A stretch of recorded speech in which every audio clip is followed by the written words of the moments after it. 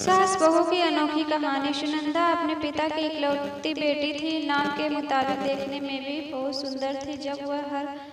जब वह अपने ससुराल गई तो उसके मुताबिक ही सब कुछ मिला, किंतु आजकल की लड़कियों को अधिक टोकना, समझाना, अपने मन के मुताबिक चलना सासू माँ को अब कहाँ रह गया है। एक कहावत जो आपके सुनी होगी, जो किया बहू से टकरार और खो दिया उसने बेटे का प्यार।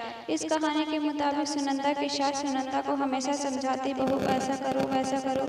नई नवेली बहू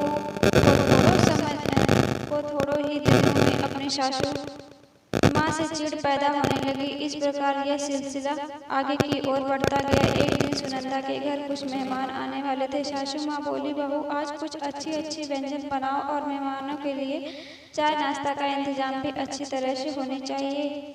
बस अब क्या था, इतना सुनते ही सुनंदा गुस्से में लाल हो गई। उसने जल भून कर उस दिन तो काम किया, लेकिन उस दिन के बाद सुनंदा ने चाल चलना शुरू किया। सास जैसा कहती वह ठीक उसके विपरीत करती थी। सास ने भी पुरानी कहावत के मुताबिक बहू को उसके माता पिता को गाली देना, उसे कोसना और बड़बड़ाना शुरू कर दिया। दोनों सास बहू में आनाकानी हमेशा चलता रहता था। एक दिन सुनंदा अपने पिता के घर रोती पीटती पहुंच गई। वह अपने पिता से बोली, पिताजी आप तो डॉक्टर हो, मुझे कुछ ऐसी दवा दीजिए जिसके खिला के वह बुढ़िया गूंगी हो जाए, क्योंकि वह मुझे गंदी गंदी गालियां देती है। इस पर पिताजी कुछ सोचते हुए बोले, बेटी मेरे पास एक ऐसी दवा है, लेकिन यह कड़वा है, वो आसानी से नहीं खाएगी, इसीलिए मैंने एक युक्ति सोची है। तुम हर रोज 1 महीने तक यह दवा अपनी सास को खाना में मिलाकर खिलाती रहना। ठीक 1 महीने में वह पूरी तरह गूंगी हो जाएगी, लेकिन हाँ, यह दवा थोड़ा कड़वा है, इसलिए तुम खाना इतना प्यार से खिलाना कि उसे पता ही ना चले।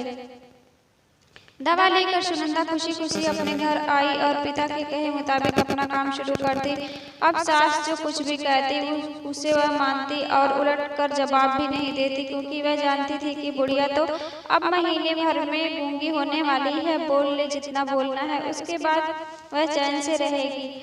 अब हर रोज वह प्यार से चुटकी भर दवा खाना में मिलाकर प्यार से माँ जी को देती थी। माँ भी समझती शायद इसे माता पिता ने इसे समझाया बुझाया है, इसीलिए यह लड़ना झगड़ना बंद कर दी है। अब माँ जी भी बहू की बहुत प्रशंसा किया करती थी और बहू भी प्रशंसा सुनकर प्यार बातें किया करती थी। अगर बहू से कुछ गलती भी हो जाती थी तो भी इस प्रकार महीना आते आते दोनों सास बहू में इतना प्यार बढ़ गया कि बहू अब अपनी सास की आवाज को खोना नहीं चाहती थी। एक दिन फिर उसी प्रकार सुनंदा रोती पीटती अपने पिता के पास पहुंची। पिताजी बोले, अब क्या हुआ? सुनंदा बोली, पिताजी अब क्या होगा, मेरी सास बहुत अच्छी है, मैं उसकी आवाज खोना नहीं चाहती, वह मुझसे प्यार से बात करती है। अब मुझे कोई ऐसी दवा दीजिए कि जो कि मेरी सास माँ जी को दिया हुआ दवाई का असर कट सके और वह गूंगी न हो पाए।